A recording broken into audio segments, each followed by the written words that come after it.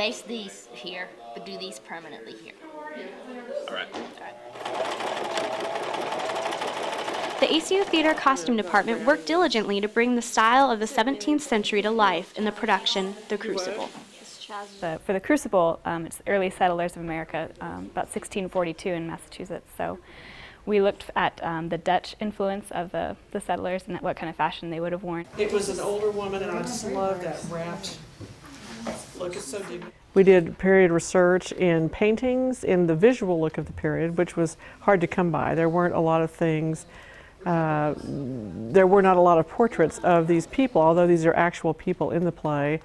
But we were able to research the clothing with fashion history texts. After the research, we really began the process of pattern making or pattern acquisition, where we're, after reading this and the research and the design, the first step is really to design the show and to know what the needs of the script are, what the characters will need, and then to give them a life of their own in color and line. And then knowing how you're going to do that through the pattern making process, finding the fabrics. We did a lot of dyeing of fabrics on this show.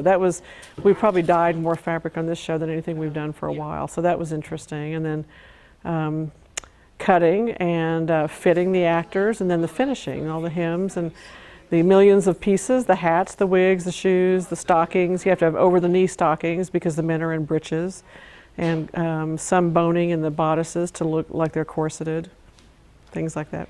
Using a lot of texture, a lot of really rich fabrics to really just light up the stage with their clothing, full skirts, so it'd be a very, very beautiful piece. We are creating the world of the play, the world of the story in this show, and that's fun to make that happen.